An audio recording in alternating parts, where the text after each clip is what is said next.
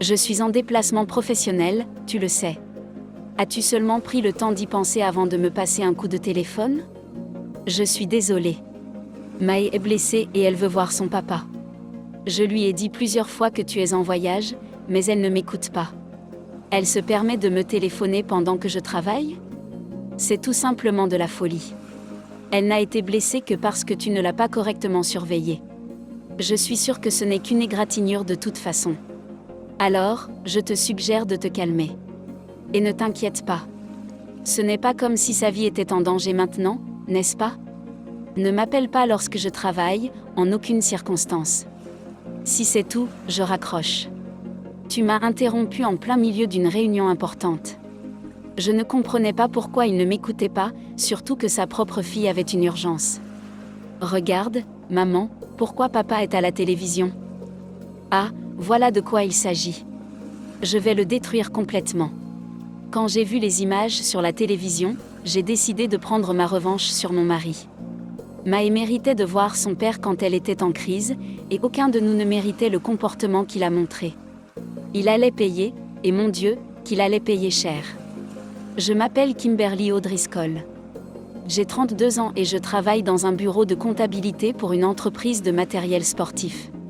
Je vis avec mon mari, Dexter, et notre fille de 3 ans, Mai. J'ai rencontré mon mari sur mon lieu de travail il y a 6 ans. Tout a commencé lorsque je suis allée dans son bureau en tant que représentante proposant un partenariat commercial. Nous avons collaboré efficacement, et nos négociations nous ont parfois amenés à dîner ensemble à plusieurs reprises. Environ un mois après le début de notre collaboration, Dexter m'a confessé ses sentiments. Nous avions beaucoup de sujets à discuter et je prenais toujours du plaisir à passer du temps avec lui. J'ai donc décidé d'accepter ses sentiments et de commencer à sortir avec lui. 2 ans plus tard, il m'a demandé en mariage et j'ai accepté. Nous avons fini par nous marier. 1 an après notre mariage, j'ai appris que j'étais enceinte et 9 mois plus tard, la naissance de Mai nous a remplis de bonheur. Lorsque Dexter a appris que j'étais enceinte de Mai, il était fou de joie. Il s'est littéralement mis à danser quand il est rentré du travail, ce jour-là. Dexter demanda, « Est-ce vraiment normal que je sois aussi heureux ?» Kimberly répondit, « Bien sûr que c'est normal. » Kimberly était tellement heureuse lorsqu'elle a découvert qu'elle était enceinte de notre enfant. Je savais qu'elle continuerait à nous rendre heureux. Et notre bébé? Mon Dieu, Mai était la chose la plus mignonne que j'ai jamais vue. C'est donc cela qu'ils veulent dire lorsqu'ils disent que quelqu'un est la prunelle de ses yeux. Je pourrais passer des journées entières simplement à la regarder dormir, se tortiller, bouger. C'était la première fois que j'élevais un enfant. Après tout, Dexter et moi avons dû travailler ensemble pour élever notre fille. Mai avait 1 an lorsque j'ai repris le travail. Ma société m'avait accordé un congé maternité. Après mon retour, on m'a permis de réduire mon temps de travail pour pouvoir m'occuper de la petite. Il est difficile de mener à bien mon travail en moins d'heures, cependant Mai et Dexter m'ont apporté la motivation et l'énergie nécessaires pour donner le meilleur de moi-même. Cependant, quand je suis retournée au travail et que Mai a commencé à aller à la crèche, le comportement de Dexter est devenu soudainement étrange. Il avait l'habitude d'aller directement voir sa fille quand il rentrait à la maison, la prenant dans ses bras et jouant avec elle. Cependant, peu de temps après, plutôt que de passer du temps avec sa fille comme il en avait l'habitude, il se rendait directement dans sa chambre pour travailler. Il ne dînait même plus avec nous. Il descendait dans le salon pour manger seul après un certain temps, puis allait se coucher. Inévitablement, les conversations entre nous devenaient de plus en plus rares. Nous passions également de moins en moins de temps ensemble. Les week-ends, lorsque Mai était présente, nous discutions. Mais quand Mai était absente, il y avait des moments où nous n'échangions aucune parole. Il m'a également fait part qu'il était contraint de faire des heures supplémentaires. Il m'a mentionné qu'il y avait une nouvelle politique temporaire dans son entreprise. Cette politique stipulait que les employés ne pouvaient rentrer à la maison à une heure fixe qu'à 23 reprises par mois seulement. Ainsi, Mai ne voyait plus son papa en semaine. Papa est souvent absent ces derniers temps, n'est-ce pas? Il te manque? Pardon, ma chérie, mais ton papa travaille très dur pour nous deux. Je sais que tu lui manques, mais je t'en prie, sois patiente et joue un peu avec maman, d'accord? Mais, lors de son prochain jour de repos, nous irons à l'aquarium. C'est tellement incroyable. Soyons gentils jusqu'à l'heure du coucher, d'accord, ma chérie? Oui. Le prochain jour de congé de Dexter tombait lors d'un long week-end de 3 jours. Faisant preuve de dévouement familial, il nous avait promis de nous emmener à l'aquarium. Mai attendait ce jour avec impatience. Cependant, le vendredi. Je suis désolée, ma chérie, mais pour ce qui concerne mes congés ce week-end, je ne peux plus y aller à cause du travail. Oh non! Pourquoi ferait-il cela? Mai avait vraiment hâte, tu sais? Tu n'as jamais eu à travailler pendant un jour chômé auparavant. C'est un déplacement professionnel, et je reste pour la nuit. Rester pour la nuit? N'est-ce pas quelque peu professionnel? Pourquoi ta société te demanderait-elle de partir en voyage d'affaires pendant un jour férié que tu mérites amplement? Pourquoi suis-je tenue responsable de quelque chose alors que je n'ai pas d'autre choix? Parce que cela concerne le travail. Alors que nous nous disputions, Mai a déambulé vers nous. Oh, Mai, ma chérie, je suis désolée, mais papa doit recommencer à travailler à partir de demain. Pourquoi? Tu avais promis. Papa. Elle a commencé à pleurer. Qui pourrait lui en vouloir, honnêtement? Elle attendait cela avec impatience depuis si longtemps. Peut-être que Dexter éprouvait de la pitié pour elle. Il s'est excusé à maintes reprises et lui a promis qu'il apporterait quelque chose de délicieux comme cadeau. Mai ne semblait pas satisfaite. Mai se rendit dans sa chambre, furieuse. Je n'aurais pas été surprise de découvrir son oreiller imbibé de larmes le lendemain matin. Le jour suivant, Dexter partit pour son prétendu voyage d'affaires. Je dis prétendu car, pour une raison quelconque, il semblait très enthousiaste à l'idée de partir. Il avait le plus grand sourire sur son visage alors que je lui faisais des signes de la main, lui souhaitant un bon voyage. Mai en voulait toujours à son père, mais que pouvait-on faire quand il n'était pas là? Nous avons décidé d'aller jouer dans un parc à proximité. Lorsque nous sommes arrivés, Mai s'est soudainement mise à courir vers une petite fille qui était avec un homme qui semblait être son père. J'ai reconnu la petite fille. Riley. Regarde, papa, c'est Mai. Mai est venue nous voir. C'était Riley, avec qui Mai avait tissé une forte amitié à la maternelle. Elle était venue au parc avec son père, Monsieur Harding. Alors que je laissais Mai courir avec son ami Riley, je me suis assis sur un banc à proximité, gardant un œil attentif sur les enfants alors je commençais à parler à Monsieur Harding. Ma femme n'est pas à la maison aussi souvent qu'elle l'était auparavant. Elle dit qu'elle est occupée avec le travail. C'est pour cette raison que je m'occupe de notre fille lors de mes jours de repos. Mais à son âge, il y a une limite à ce que nous pouvons faire à l'intérieur de la maison. Nous devions aller à l'aquarium aujourd'hui, mais mon mari a soudainement dû partir en voyage d'affaires à l'improviste. Ouf, ça doit être difficile. Ma femme travaille aussi énormément ces jours-ci, et cela me préoccupe beaucoup. J'aimerais qu'elle prenne un jour de repos. Le fait qu'elle soit absente chaque semaine, loin de sa fille qui a besoin de sa maman, est un peu dur. Je suis sûre que n'importe quelle épouse serait fière de vous appeler son mari. Je l'espère bien. Monsieur Harding avait l'air un peu triste. Quelque chose ne va pas?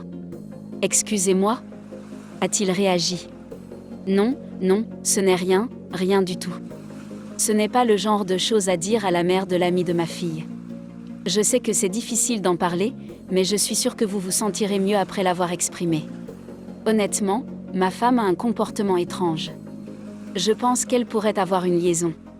Alors qu'il expliquait sa situation, il semblait que Monsieur Harding soupçonnait sincèrement que sa femme le trompait.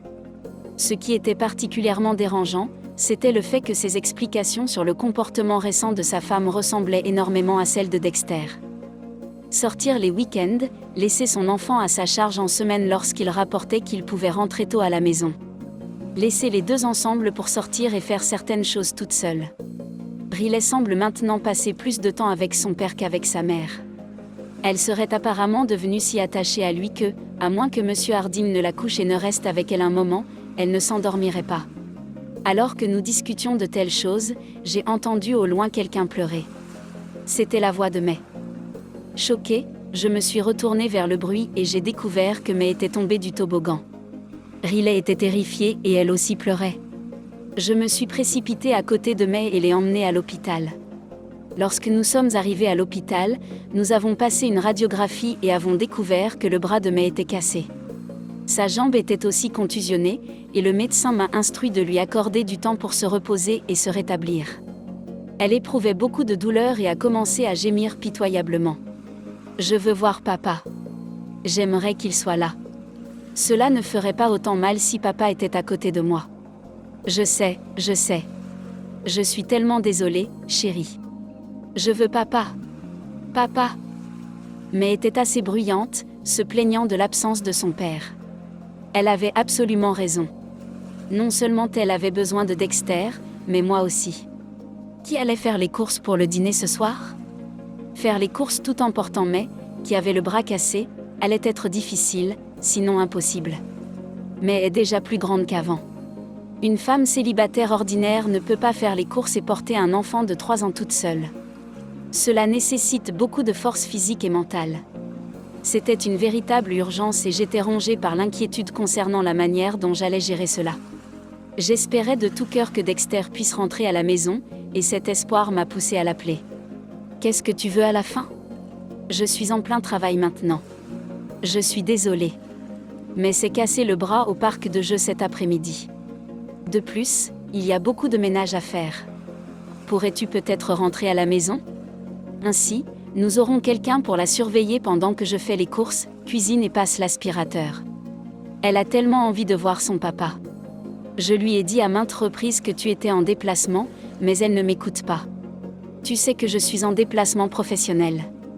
As-tu seulement pensé à cela avant de décrocher le téléphone pour m'appeler? Crois-tu vraiment que je vais rentrer chez moi juste parce que ma fille, je cite, s'est cassé le bras? Réfléchis un peu à cela. Chérie, je ne peux même pas faire les courses parce qu'elle ne peut pas marcher à côté de moi, et la porter est une tâche très fatigante. La douleur la fait se tortiller, alors je ne peux pas la laisser seule pendant que je prépare à manger.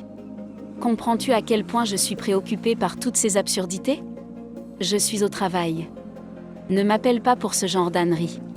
Et sur ces mots, Dexter raccroche. J'ai dit à May que son papa ne pouvait pas rentrer à la maison. Papa a passé une journée difficile au travail, et il n'a pas encore fini. Je ne pense pas qu'il puisse rentrer aujourd'hui. Papa, tu me manques tellement. Je pensais qu'elle allait se mettre à pleurer juste après avoir dit ça. Mais soudain, elle a pointé la télévision et a dit, joyeusement, « Regarde, maman. C'est papa. » Et voilà, la maman de Riley. Papa n'est pas au travail. Il s'amuse avec une amie à lui. De quoi parles-tu, chérie? Je t'ai dit, papa n'est pas ici. Il est au travail, ai-je affirmé. Il n'est pas au travail, maman. Regarde-le, a-t-elle insisté en pointant du doigt.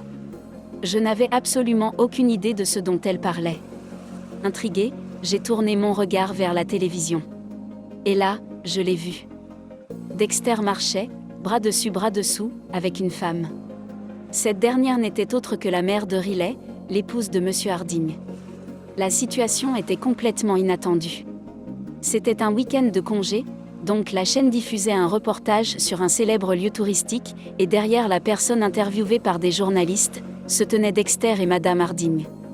Leurs bras étaient enlacés comme s'ils étaient amoureux. Lorsque je les ai aperçus, toutes les choses que j'avais retenues se sont soudain mises à déferler.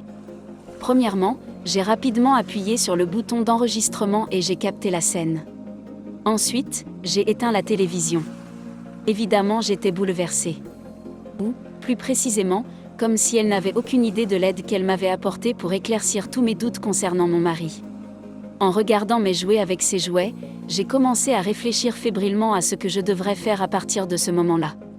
Mais je ne pouvais pas trouver de réponse aussi rapidement, et avant que je m'en rende compte, 1 heure à jouer avec May était passée.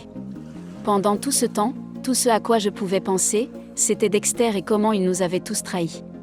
Puis la sonnette a retenti. J'ai ouvert la porte et là se tenaient Riley et son père, Monsieur Harding.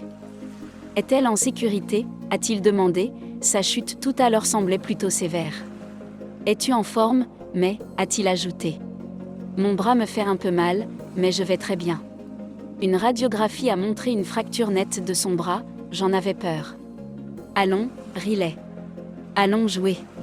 Comme elle le disait, mais entraîna Riley à l'intérieur de la maison avec son bras qui n'était pas cassé. Le timing n'aurait pas pu être plus parfait, car j'avais justement une chose à discuter avec Monsieur Harding. Nous avons laissé les 2 filles dans la chambre de May pour jouer et regarder un joli film pour enfants. Ensuite, j'ai expliqué à Monsieur Harding ce que j'avais découvert plus tôt dans la soirée et lui ai montré les images de la télévision. Je sais que cela est difficile à croire, mais c'est sans aucun doute ma femme. Je suis convaincue que ces deux-là entretiennent une liaison depuis déjà un certain temps.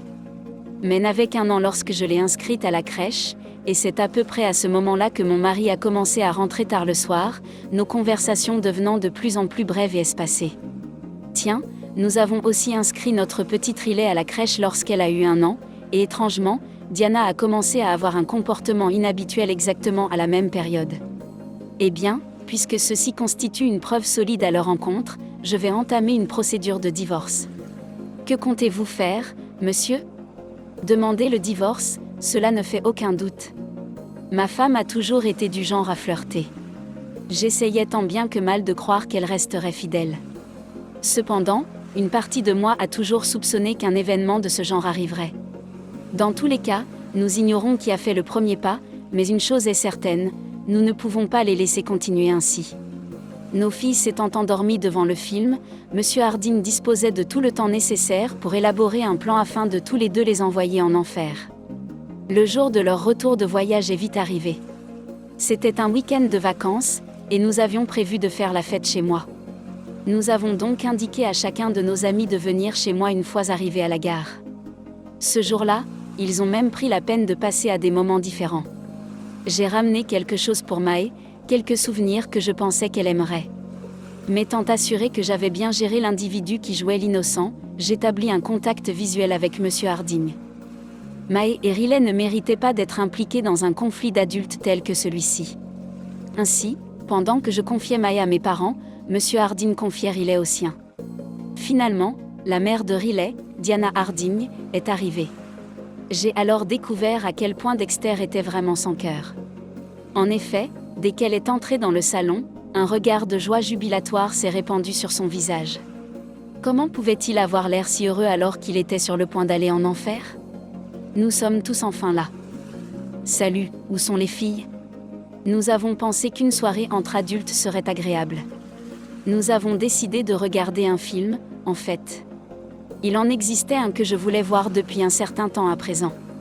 C'est donc ainsi que j'ai allumé la télévision et que, lorsqu'ils ont vu ce qui était à l'écran, ils ont été complètement abasourdis. Bien sûr, ils l'étaient, car c'étaient des images d'eux en train d'avoir une liaison. Ils ont été surpris en flagrant délit, en train de tromper leur conjoint. Nous nous sommes simplement rencontrés par hasard lors du voyage d'affaires. Avez-vous entendu cela, Monsieur Harding ? Apparemment, c'était une coïncidence, et pourtant, ils marchaient bras dessus bras dessous. Et maintenant, sans plus tarder, passons à la scène suivante.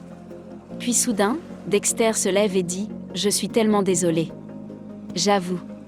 Croyez-moi quand je vous dis cela, c'est simplement pour le plaisir. La seule personne que j'aime vraiment, c'est toi, Kimberly. J'ai simplement l'impression d'avoir pris mes distances avec toi depuis que nous avons eu notre fille. Tu m'as manqué et je me sentais plutôt seule. Il en est de même pour moi. Je joue simplement aussi et nous n'avons commencé que parce que nous manquions tous les 2 énormément à nos conjoints. Honnêtement, nous sommes devenus proches parce que nous pouvons nous identifier à la solitude de l'autre. Comme je l'ai dit, Monsieur Harding et moi avons sorti les papiers du divorce. Et voici la partie particulièrement croustillante. Ils ont tous 2 affirmé qu'ils ne voulaient pas divorcer. C'est une chose de travailler lors d'un déplacement professionnel pendant un jour férié, mais partir en voyage avec une femme dont la fille fréquente le même centre de petite enfance que le vôtre ? C'est un tout autre niveau de trahison, mon cher monsieur. Comment peux-tu affirmer cela alors que tu as posé un lapin à ta propre fille, sachant qu'elle attendait avec impatience d'aller à l'aquarium avec son père ? C'est, s'il te plaît, tout sauf un divorce, je t'en supplie. Cependant, nous avons refusé. Nous n'avons pas reculé d'un seul millimètre. Le divorce a été entamé, et peut-être qu'ils ont tous 2 fini par se résigner, car ils ont commencé à signer les documents de divorce. Je vais déménager et j'espère que tu auras une belle vie dans cette belle maison. Je suis tellement désolée. Quant à toi, tu vas partir de ma maison. Je vais avoir la garde de notre fille, et je vais l'élever. Je ne peux pas la laisser devenir quelqu'un d'aussi déloyal et infidèle que toi. Je suis désolée. Je suis vraiment désolée. En ce qui concerne la pension alimentaire et la prestation compensatoire, nous aurons chacun des avocats pour présenter une demande de créance contre vous deux. J'espère que vous serez tous les deux responsables de vos actes et que vous ferez ce qu'il faut. Avec cela, j'ai pris mes bagages et je suis parti chez mes parents. Monsieur Harding a également quitté temporairement la maison, laissant les deux seuls derrière lui. Je suis sûre qu'ils se sont tous les deux sentis chanceux de pouvoir se débarrasser de nous sans jamais avoir à faire quoi que ce soit eux-mêmes. Je ne sais pas comment ils vont payer l'indemnité compensatoire et la pension alimentaire tout en remboursant le prêt immobilier de ma maison. Eh bien, je suis maintenant un inconnu pour eux, donc cela ne me préoccupe vraiment pas, honnêtement. Quant à Dexter, son crime était de prétendre être en voyage d'affaires afin de flirter avec Diana. L'argent que son travail avait alloué pour son voyage et son séjour avait été utilisé de manière illégitime. La découverte de cette fraude lui a coûté son emploi. De nos jours, il travaille désespérément, à temps partiel, jour et nuit, pour joindre les deux bouts. Quant à Diana, eh bien, elle a emménagé chez Dexter, mais elle a également été licenciée de son travail. Alors, elle a choisi la solution de facilité et a pris la fuite dès qu'elle le pouvait. Quant à moi, j'ai pris ma fille avec moi et suis retournée chez mes parents, qui ne sont pas très loin. De temps à autre, je croise Monsieur Harding, et il semble bien se porter. Il a récemment reçu une importante promotion. Je suis conscient que, dorénavant, je pourrais me sentir un peu esselée en élevant ma fille en tant que parent célibataire, mais cela ne m'empêchera pas de lui donner beaucoup d'amour. On pourrait penser qu'il serait impossible pour un parent célibataire d'aimer autant. Cependant, je suis convaincue du contraire. Je vais vivre heureux et je vais faire de mon mieux pour offrir à ma fille la meilleure vie qu'elle mérite. Merci de nous avoir écoutés. N'oubliez pas de vous abonner, aimer et partager notre histoire.